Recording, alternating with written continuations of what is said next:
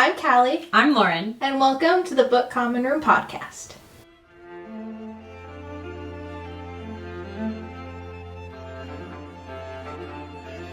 Alright guys, welcome back. We are in episode 10. That's crazy. We're double digits. Yes, this is amazing. I know. I'm very excited. I've loved everything we've talked about. I know. I hope you have too. I hope it's not just us liking to listen to ourselves. I mean, probably, but that's okay.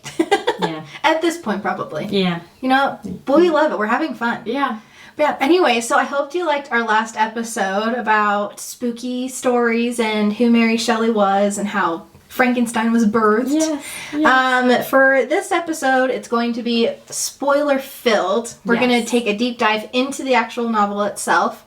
But I kind of want to start off and just get our general reviews. Yes. So someone who's reread it, how did you think in the reread? What was it like? I was depressed the whole time. I think I just was really sad because I kind of knew that Victor loses his family. Yeah. Like, the most important thing to him, like, that's, like, established, like, once you get into his past. And I had such pity for the monster the whole time. Like, it was just heart-wrenching to hear about all he wanted was affection. And actually, like, if I did, like, a close reading, let me see if I can find it really fast.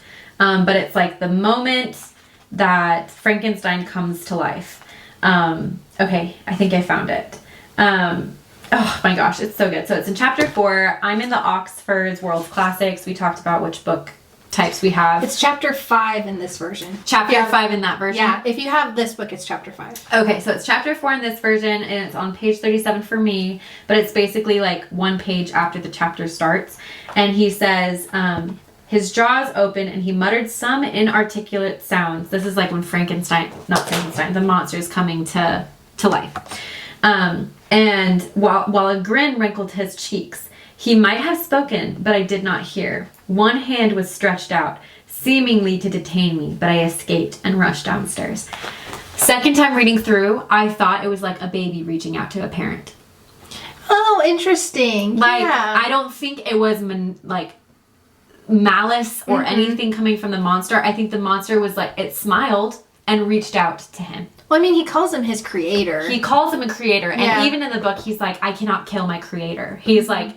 But he oddly hates him too, But though. he hates his creator because his creator made him to be rejected. And so rereading that, it like set the tone for the rest of the book for me. I was like, he reached out and his creator balked away. Like he was not there for him. Creator abandoned him, and then half the book you're like, where is he? Like, where's the monster? You just let him go. He brought his Henry back into his lab and the monster's gone, and the monster just like probably felt abandoned completely. Yeah. And didn't know what to do and couldn't call this lab his home and left. And then you get his tragic story later. But a close reading, my thoughts on the second time reading, I just had such a hate for Victor. Like, I felt the hate the creature felt for him. Like, I was like, Victor, these deaths are in your head. Like, all their deaths are on your head. You had created this monster. You never took action over the monster, and you never took action over what the monster had done. And I could not live in a world if Victor Frankenstein was my god. Yeah. I was about to say, it's like what happens if man tries to be God. Yeah. It doesn't work. No. And so I think I don't know. I think rereading this I enjoy because I like knowing Frankenstein, but also it's really hard because I think I'm full of pity the whole time to the point where I'm very, disenchanted by the POV. Like, it almost makes me want to hear a story from a different perspective. Yeah. Because I'm just so tired of Victor. I know, but I almost feel like it makes it more impactful because it's coming from Victor. Yeah. And you get the emotional impact, and even though you're so mad and you hate him, if it came from Henry or from the monster himself, it wouldn't be the same. It wouldn't, for sure. But I think it was interesting that it was almost like Victor was this villain. He's his own villain,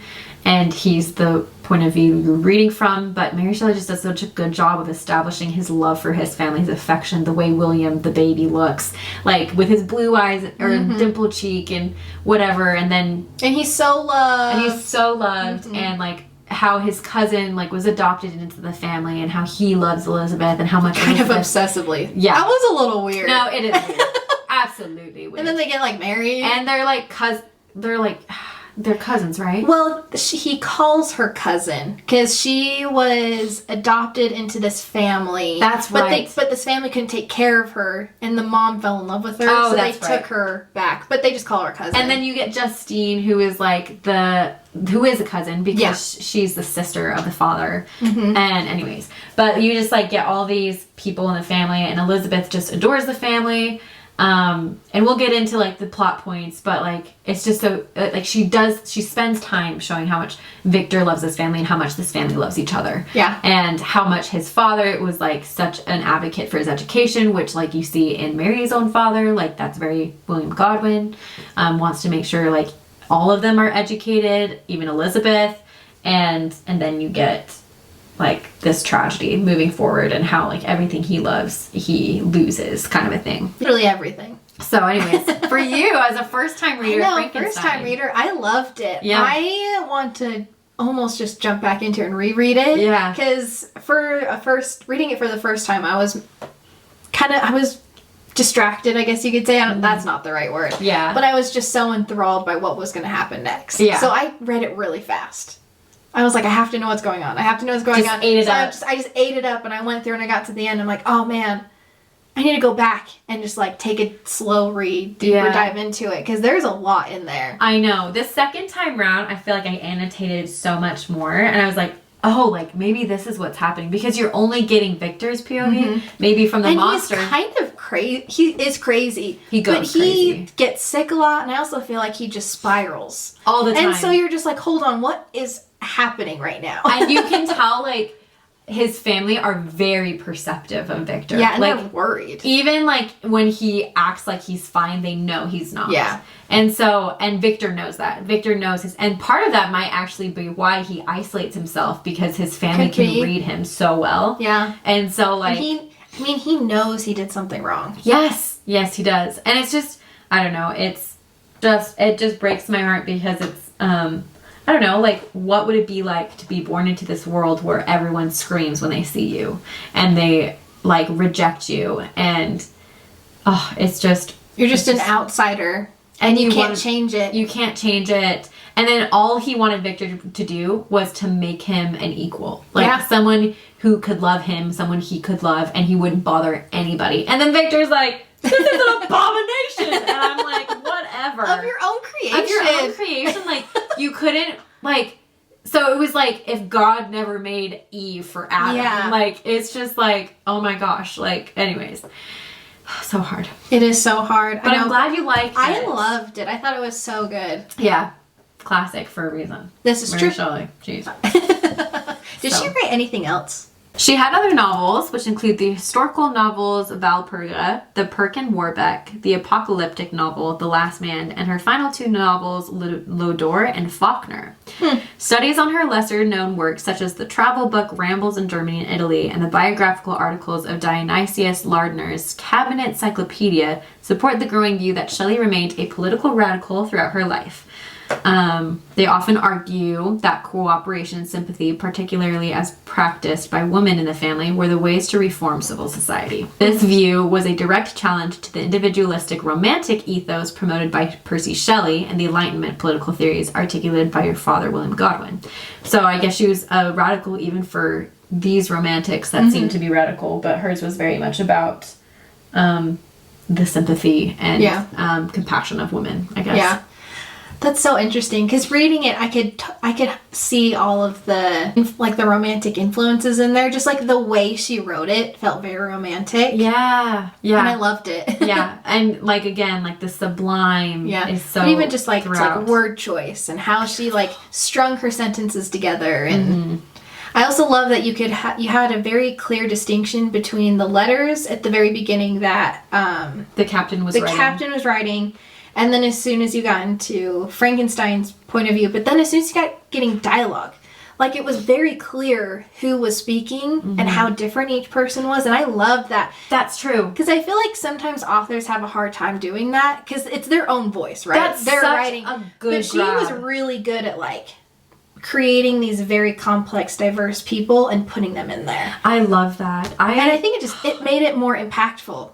Because you were so like, what's going to happen to them? Why did they do that? Yeah. Like, what's going to happen to this person now? And totally.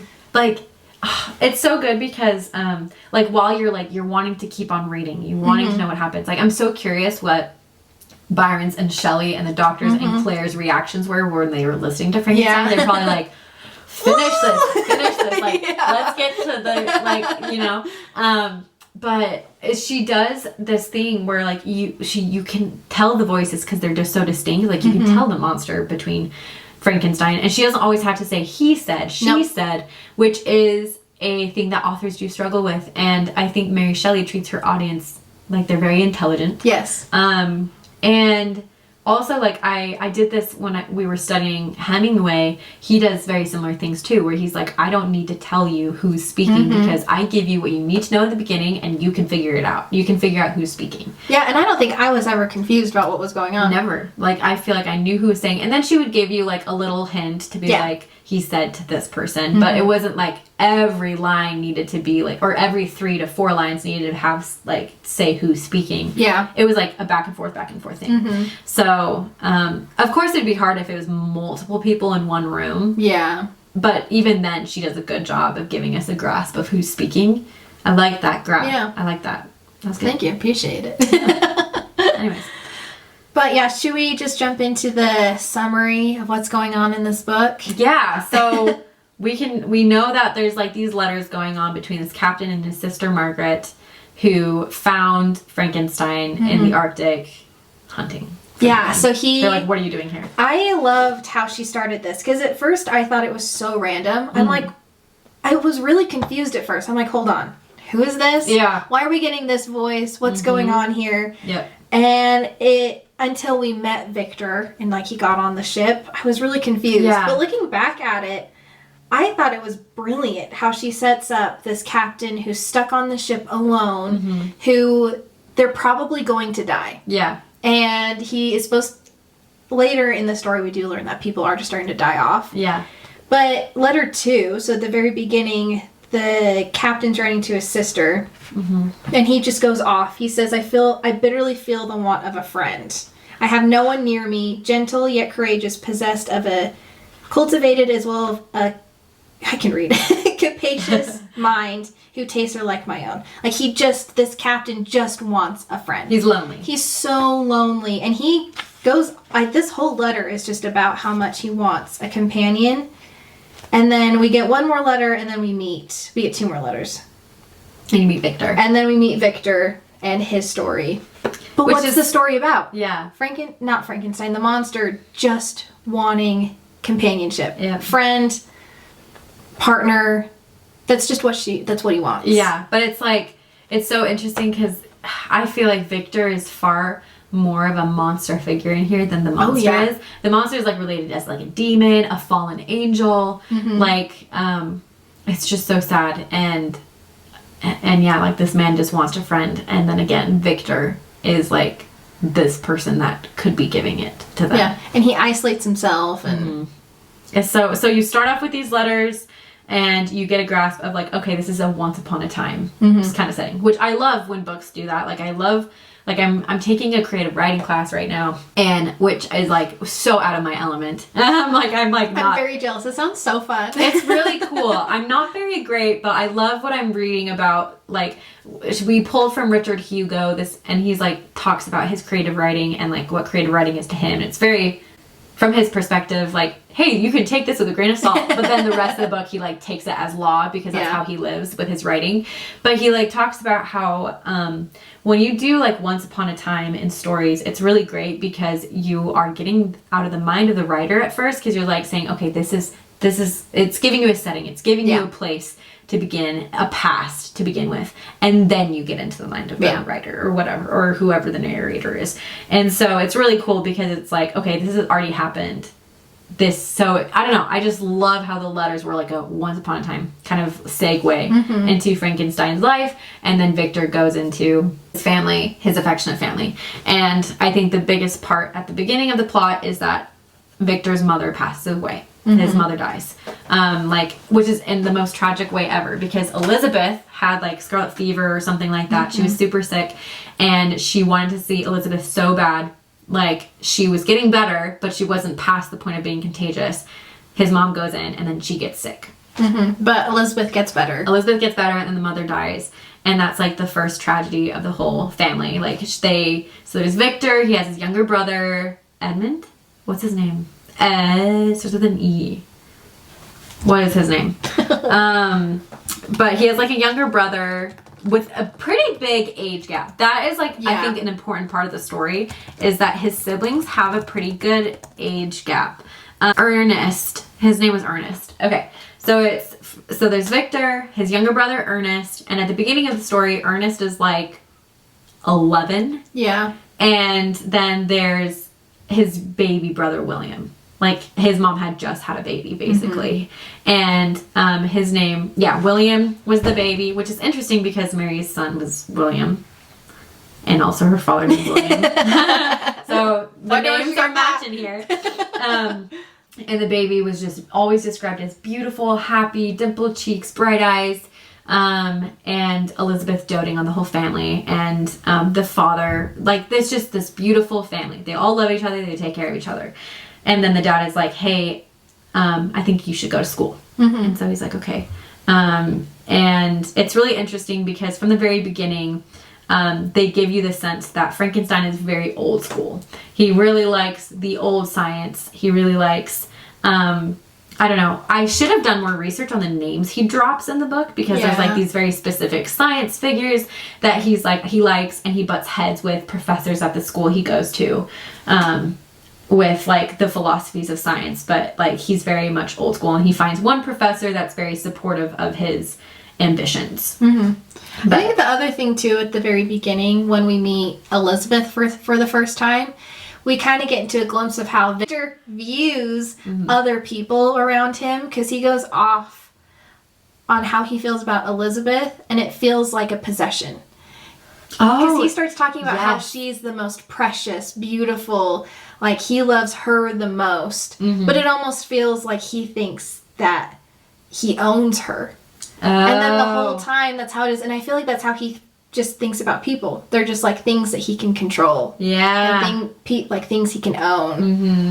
And that's just who he is. Which is like so interesting too, because he like talks about how much he likes how she thinks and her mind, but that her mind is very different from his. Like, he always talks about, similar to Henry, Elizabeth is very nature minded. She's very compassionate, very sympathetic, has less ambitions in the sciences, which isn't to say that, I don't know, like science and nature are like automatically opposing, because I don't think that's necessarily true. I don't think that's true. But I think in the way Victor views it, there is this kind of tension is happening. So, I don't know. Yeah, I feel like that is an important grab from the beginning of like how he views Elizabeth, especially because there is a moment, like, she does take time to unpack how he views Elizabeth when he gets back after everything. Yeah, so he goes to school, and he's realized that he thinks different than all the professors want him to think. Believes in different scientists. And then what happens? What does he do? And then Victor creates the monster. Yep. He like spends every waking hour. Like, I don't know if I've ever been as siloed into something.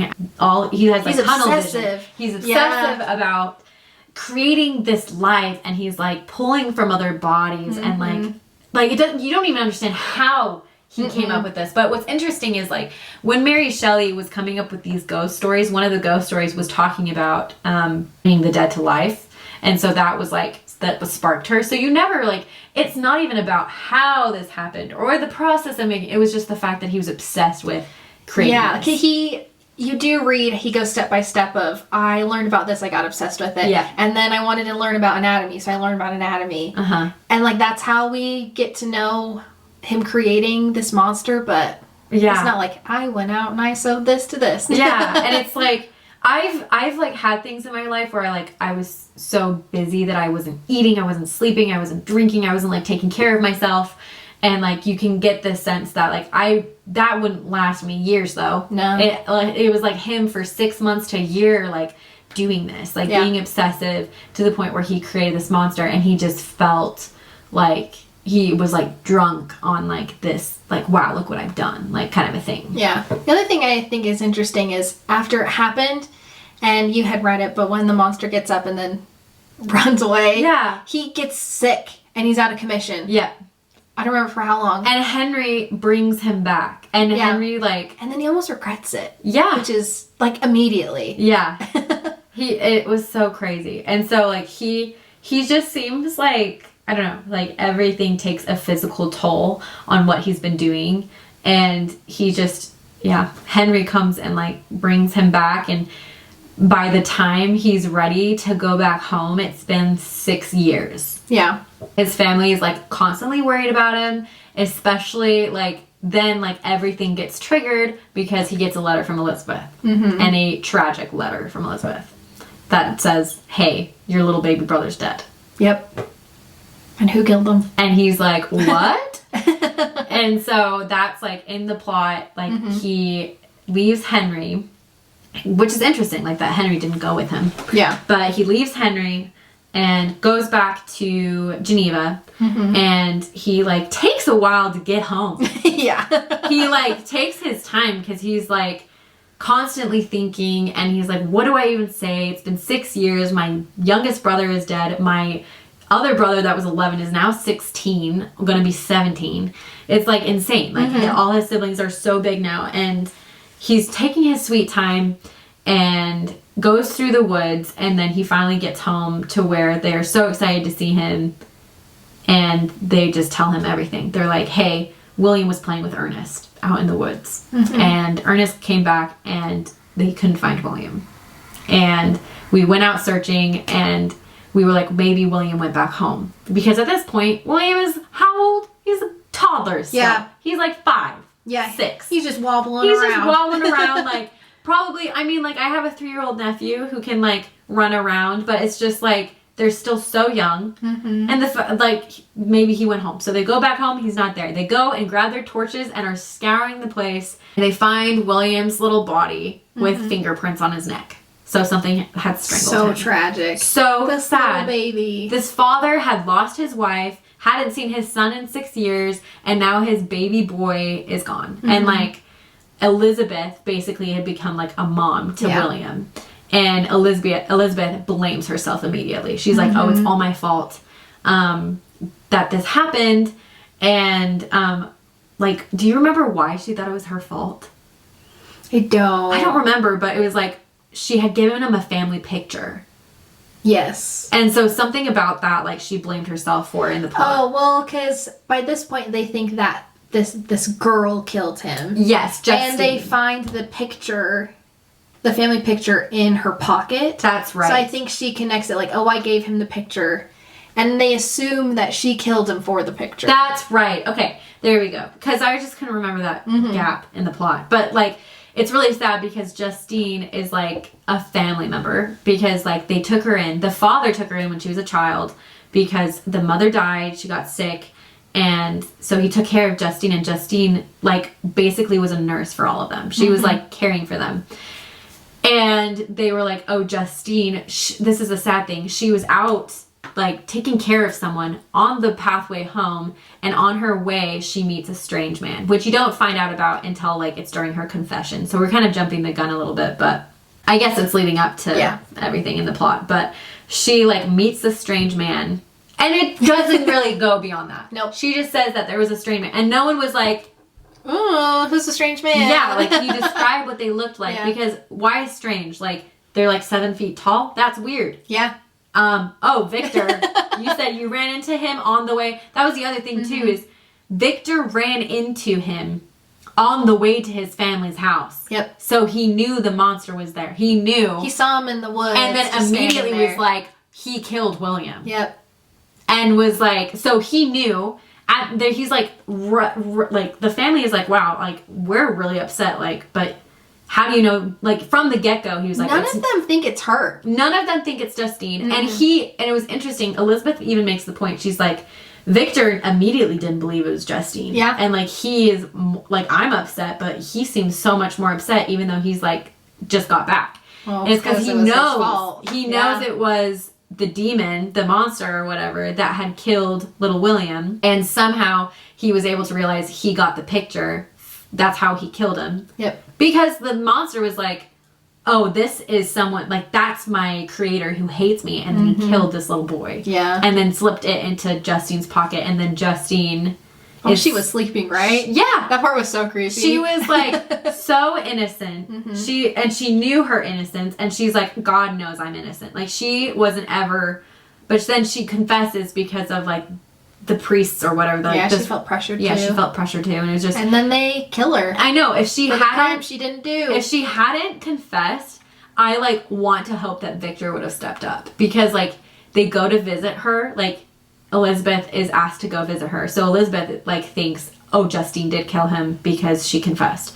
And she was like, no, I only confessed because of this. Like, I know I'm innocent. And Elizabeth was, like, basically saying bye because they're going to kill her. Yeah. Like, she's going to be killed. This would have been the time for Victor to confess himself. Hey, I created this unnatural thing. No, he just moped in the corner of herself. He didn't was like, oh, it's my fault. No. And I'm the victim. Yeah, exactly. And then Justine dies. Yep. And then the dad is like, let's go on a trip because this is all super depressing. Yeah. And like somehow Victor is like, this is all great. This is fantastic. And then like then goes through his waves of emotions. Yeah. Yeah. Yeah, so that's like, well, the first tragedy was the mom, but this is like the first instance where I feel like the book took a shift for me, where I was like, okay, that's weird. He created the monster, but it was kind of fast. And then this happened and I was immediately hooked. Like, wait, what? Yeah. I was not expecting for William to die. I was like, how did he get there? Right? I was like, how? Like, how is he even there? Like, how did he get to Geneva from Ingolstadt or whatever? Yeah, crazy. And then, they meet. Yes, they meet for, like, the first time he saw him, the monster was fleeing. He was, like, scaling a freaking cliff kind of thing. And he was like, no man could ever do that. So he's realizing, like, his monster has, like, these super capabilities. Like, he's made better than man, almost. Like, he made the monster more efficient than man. Like, bigger, like, stronger, all these things. And the monster, like, the whole point of this part is the monster tells him his tale. Like, he tells him, and we can go through that if you want to, like, kind of talk about, like, what the monster's journey looked like. But basically, he's demanding a companion. Yep. He's like, here's my story since you abandoned me, basically. But he never, okay, that whole part is so devastating because he already knows from the way he reacted to him at his birth, at his, like, awakening, he was rejected. So he already was wandering knowing he wasn't worthy. So, like, the way he speaks, he's like, I wasn't worthy of this beauty. Like, when he listens to this family that he, like, finds a part in their house where he can stay warm, can stay dry, but also, like, see a warm family, like, react to each other. He hears this girl play music and he, like, weeps at the beauty. Like, this man is able to be moved. Yeah, well, because from observing this family, he learns what it means to be happy, to be sad, to feel love. He learns all of the human emotion. Yeah. But he is not allowed to experience that because he has become an other, basically. Yes. He's this monster that no one wants. That nobody cares for and no one understands that can function like a human. And he just, like, the way he speaks about himself is like, I'm not worthy of beauty, kind of a thing. I'm not worthy of love. But I want it so bad. And, like, all he wanted was to be a part of this family. Like, he heard how they called each other. Father, sister, like, Agatha, like, things like that. Felix, and for the family. He cuts wood for the family. He does little things to help the family. And they just assume that there's, like, some fairy or, like, God is blessing them with these little things. They think there's just something out there that's helping them. But the part that makes me the most sad is he has been observing this family for, like, a whole season, is how it's explained. Yeah. And the father's blind. Yeah. That's important to say. And children, they go off. I don't remember where. And so the monster he takes this opportunity, knocks on the door, the blind father answers, and they have this conversation. Yeah. And the father's so willing to help him, take him in, and he's just talking about how much he loves the family, different things like that. But as soon as the children get home and see him, they start freaking out. Yeah. And they kick him out. And I think that's when it solidified, like, because of how I look, no one's going to want to take me in. Yeah. And it like makes me this gets a little too philosophical for this podcast probably, but I'll do like a really brief synopsis. All my undergraduate, I've been really grappling with Daniel Levinas's concept of the face and the face of the other. And a lot of people have a hard time with this philosopher who's pretty recent. I think he died like before COVID, pretty recently, like in terms of like, I don't know, theology that we're trying to like grasp and talk about. I don't know. Sometimes I feel like we talked about a lot of, I don't know, Plato and less of the modern philosophers that I would be able to like know about or lived in my time. Anyways, so I really love him. A lot of people don't because he was a misogynist. Yeah. So there's that.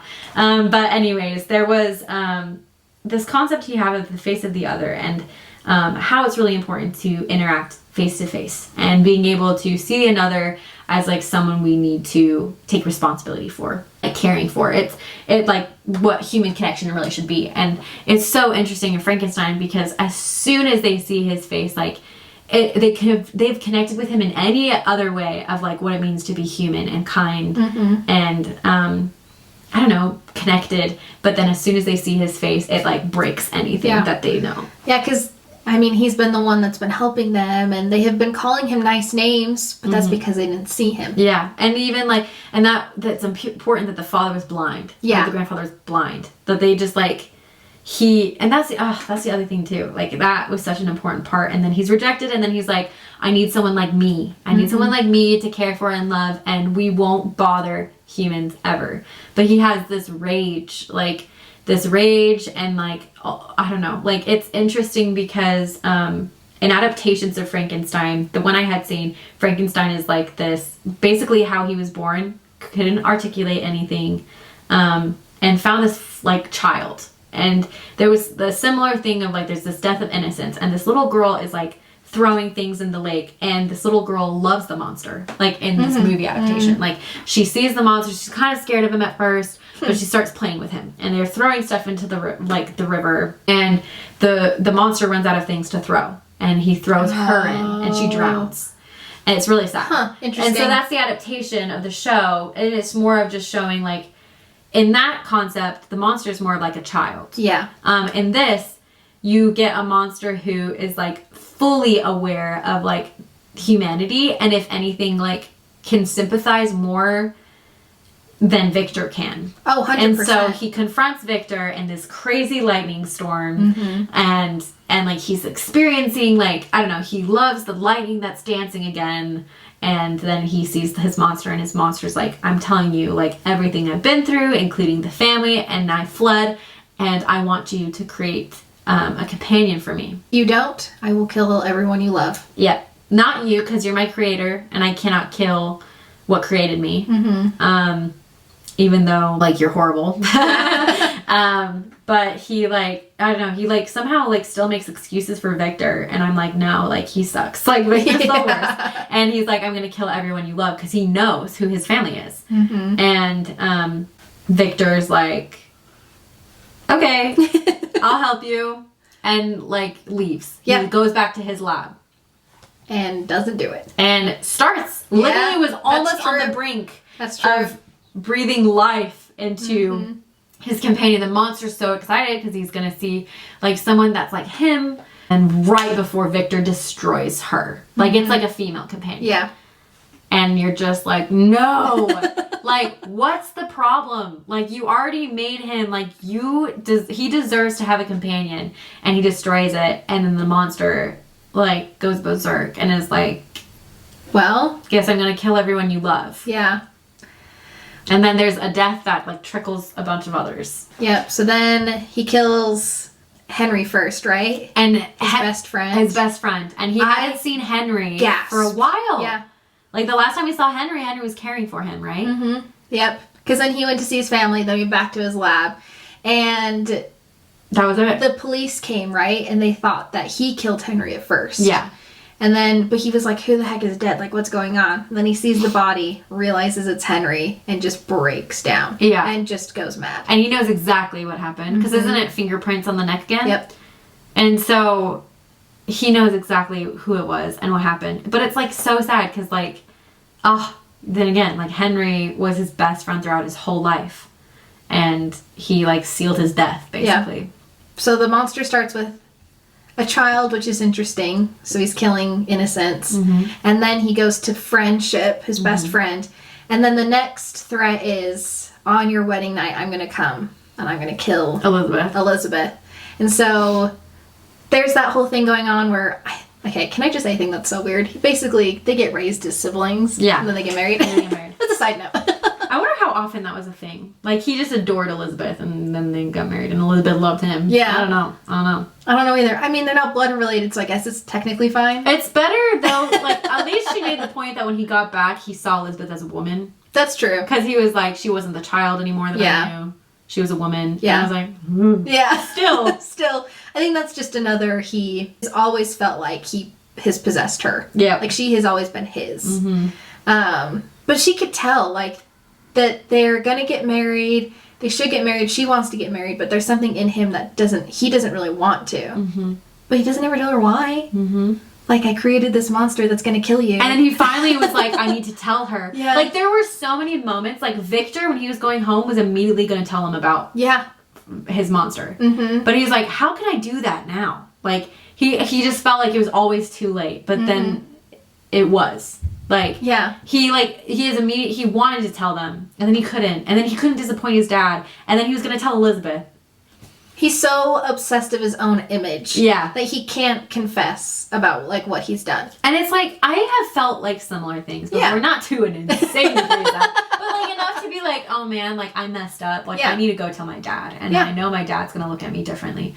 But then I always was like, well, I can't live, like, it's not worth living with the people I love if, like, I can't enjoy it. Mm-hmm. And so, like, and one of these instances, I, like, took the side, like, view mirror of my car off, hitting a Suburban, which... Oh, I didn't know that. Did you not? Okay. No, that's a so whole sad. story. Oh, no. Okay, well, we had a mutual group of friends, and we were in our childhood neighborhood. They were coming down one way. I was going up the other, and there's giant cars, like, on the side of the road, so there wasn't a ton of space for two cars to go. Yeah. They refused to pull over to the side, and they were making me pass them. And I was like, there's not enough room. Yeah. So I just waited until they would go.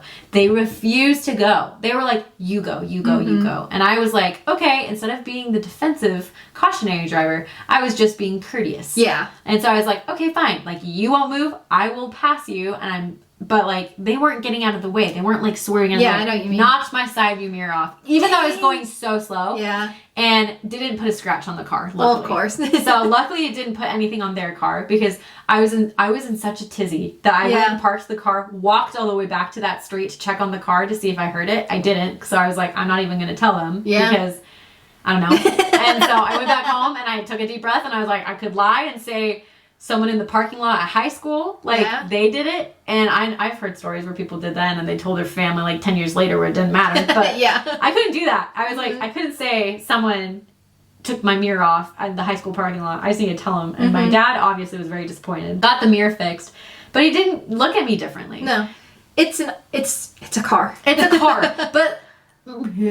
like, this case, like, I don't know, like, your family, like, will love you...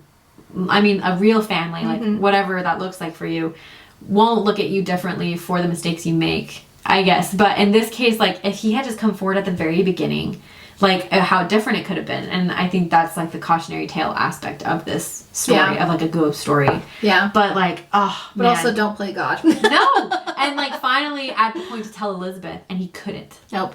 And what happens to her? She gets strangled. She dies. Literally the day of their wedding. On their wedding night. Yep. He does what he promised he was going to do. Yeah. And Victor's like, I'm going to plan revenge now. Yeah, so then they basically start hunting each other, right? Yeah. So he's, like, going to kill the monster. And he tracks him to the Arctic, basically, where he is freezing to death. And runs into this ship. Luckily. That's also stuck. That's stuck though. And he's sick and he's like feverish, but like basically tells like the captain. Yeah. I'm going to be honest here. Up to this point, I had convinced myself that the monster wasn't actually real, that it was just Victor Frankenstein. In his head? In his head. Yeah. And he was actually doing all the murders. And like he had like he convinced himself that he had created this monster, but he actually didn't. He just was so obsessed with creation that he like psychologically convinced himself it happened. And then he started doing the monstrous thing. He had to detach himself. Yeah, but then separating it and being like, oh no, that wasn't me, that was the monster. But it was still actually him. Up until this point, when he gets to the boat, I was convinced that was actually going to happen. And we were never going to see the monster again, because the monster is Frankenstein. But then you do. But then you see him on a dog sled out in the freaking Arctic. I know, but then again, I was still convinced, like, that's just psychological. Yeah. Because even also, who did they say saw him? Was it Victor? Or was it the captain? I don't remember. But even still, these men on the boat are so isolated. Your mind plays weird tricks. Also, that's a huge thing about being stranded and being isolated and lonely, is like you go crazy. And I would argue that guess of what could be happening is pretty spot on, even if the monster existed. Yeah. Because he did. Like, he did do those murders in a way. And he never took responsibility for them. Let his family die because of his ego. And now he has been tormented since Justine. Yeah, this is true. Like, since Justine was wrongly accused and William had died. Like, nature, innocence, love, like, all those things were tainted in a way by himself because of the monster he created. And I really like that theory. Like, that would have been insane. Like, right? Like, it was really him, and he just, like, psychologically, like, compartmentalized himself and, like, distanced him from, like, this monster that he created. Yeah. That is such an interesting theory, but, like, I feel like it works even if the monster existed, because the monster is an appendage to himself in a way. I don't know. Well, there's another book by V.E. Schwab. It's called Our Dark Duet.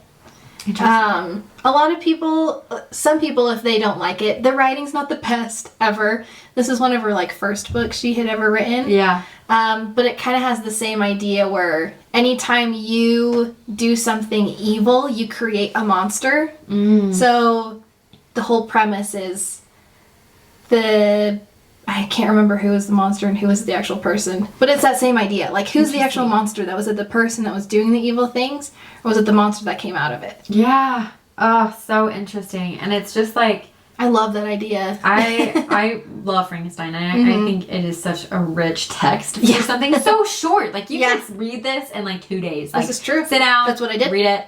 Yeah. And, like, I think for me, it was, like, close to 200 pages was, like, it was like 172 pages. Yeah, I think your version's just it's just formatted different. It's formatted different, so the pages there's more of them. Yeah. But it's just so good. Frankenstein is such an incredible book, and it's so easy to read. It's so quick to read, and you could talk about it for so long. Like, it's just so good. And I think, I don't know, for people that are wanting to learn to love reading, especially classical literature, Frankenstein is a great place to start. Oh, 100%. And if you want to get into, like, different periods, like the Romantic period, this is a good one to start with, too. Totally. Because it introduces a lot of just how it sounds and how it reads and the pacing. And then it leads into other things. And if you get the version that I have, it will, like, kind of break down, like, who she's referencing. So then, like, even though you're not getting Wordsworth, or you're not getting Coleridge, or you're not getting these scientists, you're getting, like, exposure to them, and, like, the influences historically, but also, like, how their influences, like, works in, like, a fiction narrative. Yeah. So it was really good, but then you end with Victor's death, basically. Yeah. Like, he dies in the end. It's so crazy. Like, that very end. Is it okay if I just read, like, the last 3 paragraphs? Go for it. So, what's the captain's name? I don't remember. I keep forgetting his name. Hold on, that's just gonna bug me. Marlowe. has walked into Frankenstein's. He's like basically in a cabin. He's in this little room dying. Mm-hmm. And again, for me, up to this point, I convinced myself that Frankenstein and the monster are the same. And then he walks in, he sees the monster just standing over him, standing over Frankenstein. And they're just kind of, what exactly are they talking about? He calls him Demon. That's how Damon is how it's explained in there. But he's basically just talking about how he's gotten up to this moment. Farewell, Frankenstein. Yeah, farewell, Frankenstein. He's kind of going off. But at the very, very end, he says, farewell, I leave you. This is the monster talking. Farewell, I leave you, and in you the last of humankind whom these eyes will ever behold. Farewell, Frankenstein. If thou wert yet alive and yet cherished a desire of revenge against me, it would be better satiated in my life than in my destruction. But it was not so. Thou didst seek my extinction, thanks. No worries. Seek my extinction, that I might not cause greater wretchedness. And if yet, in some mode unknown to me, thou hast not ceased to think and feel, thou wast not desire against me a vengeance greater than which I feel. Blasted as thou wert, my agony is still superior to thine, for the bitter sting of remorse will not cease to rankle in my wounds until death shall close them forever. But soon, he cried with a sad and solemn enthusiasm, I shall die, and what I now feel be no longer felt. Soon these burning miseries will be extinct. I shall ascend my funeral pile triumphantly and exult in the agony of the tortured flames. The light of that conflagration will fade away. My ashes will be swept into the sea by the winds. My spirit will sleep in peace.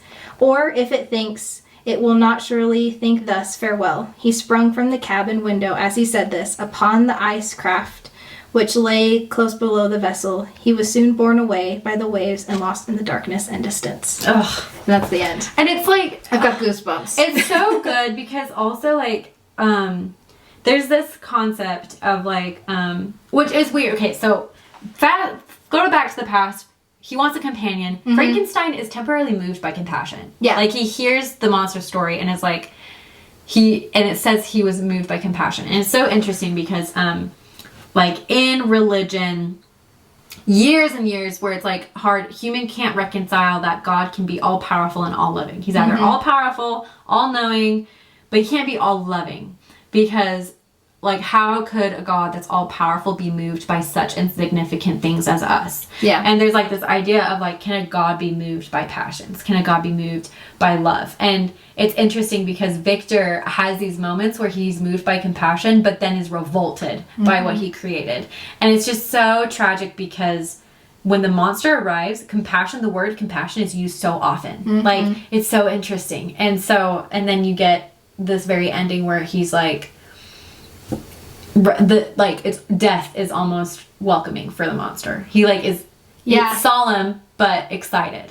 Well, his creator has died. Yeah. The one person that could give him something to feel happy about is to live for. So now he can't have that. There's no way to get out of his misery other than dying, which is so sad. Yeah. Because for normal human beings like us, that is not true. No. Like, there is always something out there to keep living for, and always something out there to, like, keep finding happiness with. Yeah. But because of him, how he's been created, he feels like that's just not possible. Yeah. So there's no point. And it's like, the other thing too is like, if there was a God, like, that had created this world for us to live, like, and then there's, like, horrible things that happen to us, it doesn't necessarily mean, like, it wasn't Victor's fault that the family rejected him. It was his fault for rejecting him initially. Yeah. But, like, life happens. Like, life has unfortunate things that aren't fair, and, like, bad things happen to good people, and then great things happen to horrible people. Yeah. And you, like, can't reconcile that. But I think being a part of life is, like, having to live through that, but, like, being the type of person to, like, this is getting very philosophical, but being the type of person that can, like, I don't know, be like Victor's family. Like, you're there for them. You support them. You love them. You comfort them. You cry with them.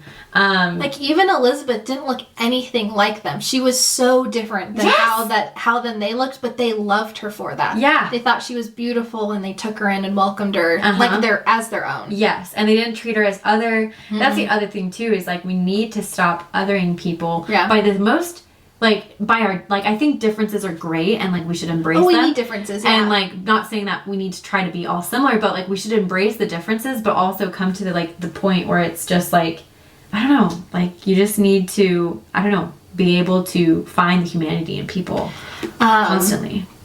I don't know if this is too much into how my brain is thinking right now, but I'm taking a Shakespeare class right now. We just read A Merchant of Venice. Oh, yes. Which is very... Shylock. Very controversial. I would say it's probably his most controversial because it's very anti-Semitic. Like, the Shylock is a Jew. Yeah. And they hate him just because of that. Yeah. And I'm going to spoil this. They eventually make him become a Christian in the end. It's very heartbreaking. I cried. Oh my gosh. But there is a part in it where he's talking to these people who are Christians, and he's like, take aside my Jewishness. What am I made of? I have eyes, ears, nose, a mouth, my organs are the same. Like, everything is the exact same as how you are. The only difference is our religions are different. And this idea is one God is greater than the other God. Yeah, and like, that's the whole play, is they're fighting against each other, like, whose God is basically best. Yeah. And I feel like that's what's happening. That's what we just need. Yeah. Like, differences should be celebrated. I think it's beautiful that everybody's different. But in the end, we are all the same. Yeah. Like, we all go through tragedies. We all go through good things. But you can't just look at someone and say, oh, they're other, so I'm going to reject them. And it, like, sometimes when you go through, like, rejection and something that crappy, like, something crappy you wouldn't ever want a loved person in your life to go through, because you went through it, sometimes it's like, that probably was pointless, but at least when someone else goes through it, I can comfort them. Yeah. Like, I know what they're going through. Or I can at least sympathize with them. But the monster didn't have that. No. He was alone. Yet he had compassion, like, somehow, like, for these people that, like, rejected him. It's just so crazy. Frankenstein we could probably spend an entire semester of college talking about, and I wish we could, but we're just so appreciative of Mary Shelley, what she offers in Frankenstein, what it offers in conversation, both, like, surface level, like, interesting to, like, in-depth, philosophical, theological, like, this very cool, like, wealth of things to talk about. Yeah. And I just love it. I'm very moved by Frankenstein. I know, me too. I got to the end and I did cry. Yeah. I think it's hard not to. 1:30 a.m. I finished it and I was like, oh my goodness. Yeah. That's it. That's it. It just ended. Well, so I was listening to the audiobook version and it just, you know, when you're listening to audiobook and you get to the end credits and like, thank you for listening. And I'm like, what? What do you mean thank you for listening? Oxford recording, whatever. So I was like, hold on. I had to go up and I read from the paperback like the last couple pages. I'm like, oh my goodness. That's it. And like, from Henry's death to Elizabeth's death, so fast. So fast. Yeah. It's crazy. But I think that's, again, we're going to harp on this a million times. But I think, again, that's the beauty of reading. Is you get into stories like this that then open up your eyes to, like, deep theological, philosophical things, but make them manageable. Yeah, absolutely. Like, this is an easy lesson, not an easy, but it's a lesson easily seen through this book. I love that. That you then have to grapple with later, but... I love that so much. So we hope you enjoy it. Please give us comments, feedback on what you liked about Frankenstein, what you would like more about our discussions. Like, do you like the structure of us going through the timeline?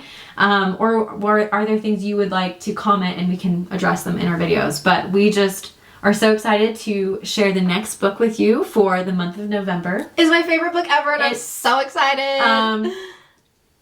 You're gonna suffer, but you're gonna be happy about it. It's an incredible book. And do you want to introduce it? Yeah, it's The Sword of Kaigan by Emma Wong. I love this book. I'm not gonna go spoil anything, but you guys are gonna like it, and you're gonna love it. You're gonna read it. And you're going to thank us for showing this book to you. Exactly. It's not a great classic. No. It came out not too long ago. And it's not like the best thing ever written, but I love it. Yeah. And it could... Okay. We'll talk about it later. We're too excited. But this is the book that we will be reading for November. It is also the birth month of our lovely podcast host, Callie. And so, of course, we needed to honor her by reading one of her favorite books. Of course, like one of the books on your top 8 list from our initial podcast introducing everything. But we just needed to read this. It's fantastic. You're going to thank us. It's going to be big. It's going to be big in the future, I think. I think so, too. But we'll go down in history. Okay. Thank you guys so much. Thanks for listening, watching. Bye. Bye.